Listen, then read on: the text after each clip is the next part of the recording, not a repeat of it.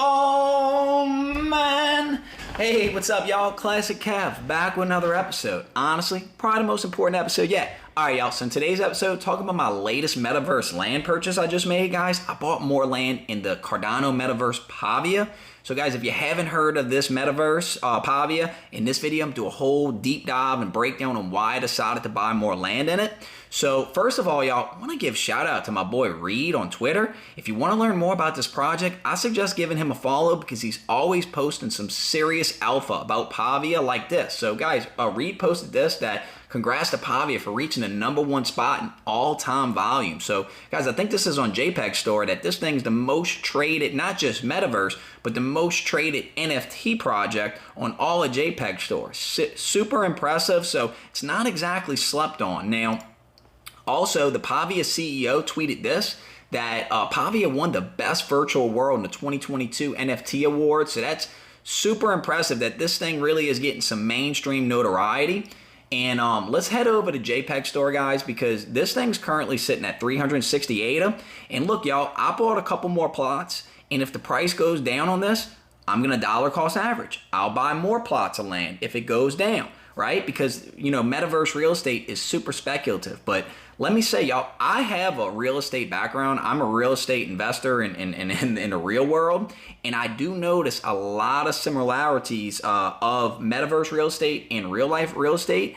And one thing that you use in real life real estate is comps, right? So when you're buying, say, a 3-bedroom, 2-bath with brick siding house, what your real estate agent will do will pull up comparables in the neighborhood to show you the different prices properties sold for. That's how you come up with, you know, is this property a good deal or not?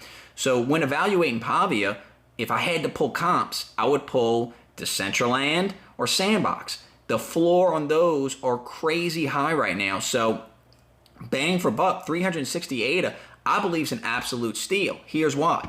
Let's go ahead and look at some gameplay screenshots they posted. Y'all, this thing looks impressive. Now, the team even posted this video walkthrough. Guys, look at the graphics on this thing. Look at the environment, how quick it loads. It looks like a very polished, very almost like a Grand Theft Auto kind of feel, huh? Like really, really fluid game. So this is pretty developed, and according to that roadmap, guys, I don't think this is too far off from a launch. Now, I watched an interview with some of their team guys, and in the interview, they talked about that this is actually not going to be a browser-based metaverse, because a browser-based metaverse, there's limits, right, for computing power, what they can do in a browser-based metaverse. It's going to be like a complete standalone downloadable game. So as an investor, I love to see that, because as a downloadable game, they're going to be able to utilize so much more resources of computing power. Now, they also posted this. This is kind of inside of what their 3D galleries are going to look like. So just imagine your house in the metaverse. You'll be able to have a interactive gallery where you post all your NFTs. I mean, I like the realism. I like the Grand Theft Auto look. I'm not really too big of a fan of the Sandbox, kind of Minecraft, blocky kind of metaverse look. I'm more of a fan of what this looks like as far as graphics go. So this is really clean, really polished product, y'all. So also too, y'all, on Twitter, the Pavia team posted this. Here is the first showing of the Pavia Hangout, where all Bored Ape Yacht Club and Mutant Ape Yacht Clubs will be welcome to join the natives as part of our plans for cross-chain and cross-metaverse interoperability. First drinks will be on a Pavia CEO and his Bored Ape 9703. Yep, so the CEO of Pavia is a Bored Ape Yacht Club holder. Look, guys, his profile pictures, even him wearing his Bored Ape Yacht Club NFT, wearing a Pavia sweatshirt. This is pretty important, guys, because as an investor, I love interoperability. I love that they're reaching out, you know, because guys, your network is your net worth, right? So I love that the CEO is a Bored Ape Yacht Club member, because he's gonna be the bridge to bring all those Ethereum whales into this metaverse. So it's really cool that they're embracing, you know, the interoperability of this instead of what some projects do. It's like a tribalism where they don't want to work with other projects. I think this is a really, really cool strategic partnership, and I think this is really forward thinking for them to, you know, be building something for the Bored Ape community, just giving more utility to Bored Ape Yacht Club holders, right? So If I was a Bored Ape Yacht Club holder, I'd be very inclined to buy this, especially at 368. Now, the last video I did on Pavia, I talked about their team. If you go on their website, their team is semi-docs, like it has their name and a little bit about them, but guys, I got some alpha on the entire team, and they're actually are doxed. They just, it seems like they didn't want to dox themselves yet because they wanted the focus to be on the Pavia project, not on their individual backgrounds. But if you do a little deep dive, you can actually find out who they are, and I was able to verify who some of the founders of this project are. Let me start by saying, y'all, it's an impressive team. So let's go ahead and let's get into the team of this project. All right, y'all, so I want to talk about the team of Pavia real quick. And as always, y'all, when I'm investing in an NFT project, who the team is really important to my investing thesis, because I want to know, hey, if I'm investing in your project, what's your background? Are you a winner? You know, I need to know these things. So also do at the same time, I want to respect people's privacy, y'all, because if you go to their website, they haven't doxed their team, right? It's just got a first name with a little bit about them. There's no links to any social profiles. So for some investors, this might raise a red flag. But guys, I did a little deep dive, I did a little digging, and I think you're actually going to be pleasantly surprised with why they're not doxed. And I actually respect their reason for not doing it. And as always, guys, I'm not going to post anything that's not public information. This is just what I found, and I don't think the team's going to mind because they posted this information publicly. So let's get into it. So this is a post I found by the CEO, Morgan David, the founder of Pavia Corp. Got the picture of the Bored Ape. He posted this. Working at a senior level in the blockchain cryptocurrency space is a bit of a strange one.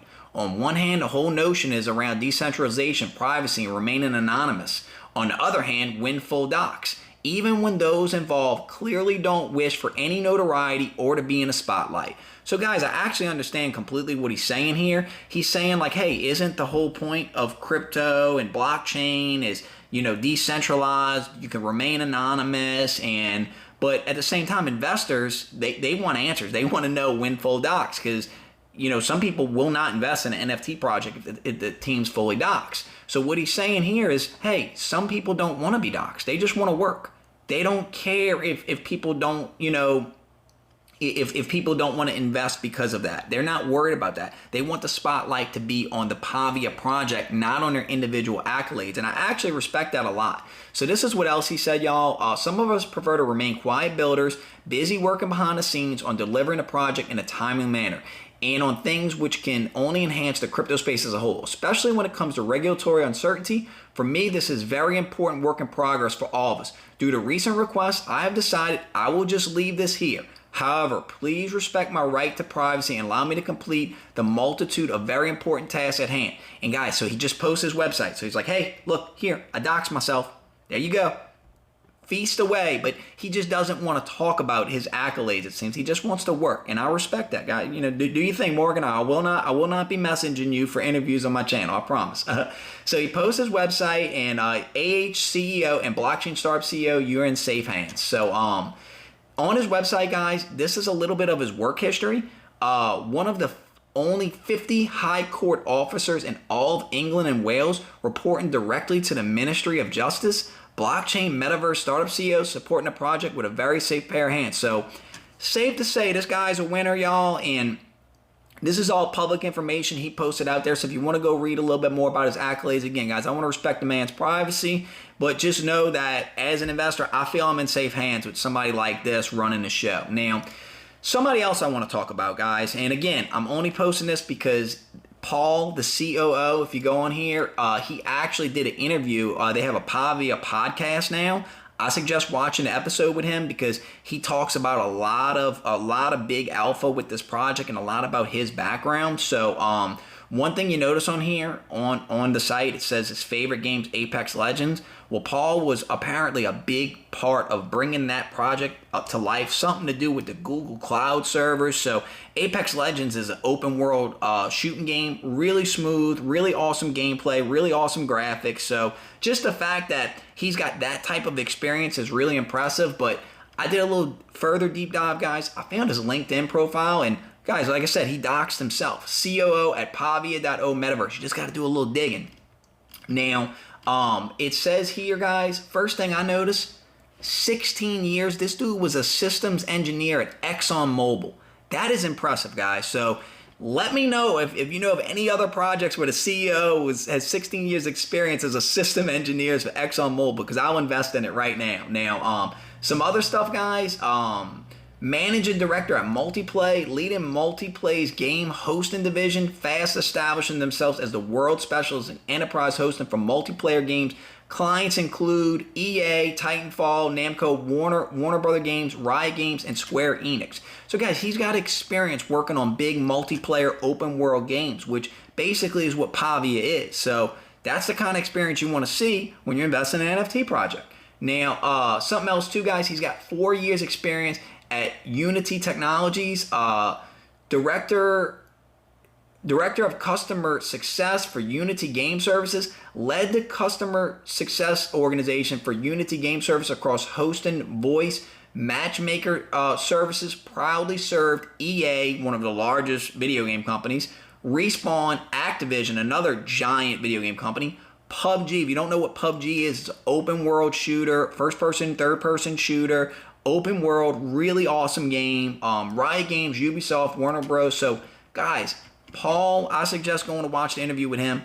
He's got some serious experience. So again, guys, the rest of the team, I don't want to get too much into it, guys, but you know, there are Yahoo articles out there where the team they basically did fully dox themselves, but out of respect for the team, I'm not going to go any further. I just want to talk about the two main guys because again, guys, they've kind of put themselves out there. So I want to respect their privacy. So that was my main concern with this project, guys, is, you know, I want to know more about the team. Well, now I think I know what I need to know, guys. And so anyway, y'all, I'm really excited about this project. I bought a couple more land parcels. Let me know in the comments, what do you guys think? Am I making a good move? And are you going to be investing in it? And let me know if there's any other metaverses I need to look at. Because, y'all, I think metaverse real estate is one of the most underpriced assets you can own. As a real estate investor, I'm very high on the future of metaverse real estate. Anyway, y'all, I'm Classic Kev. Let me know in the comments what you think of this video. I'm out. Peace.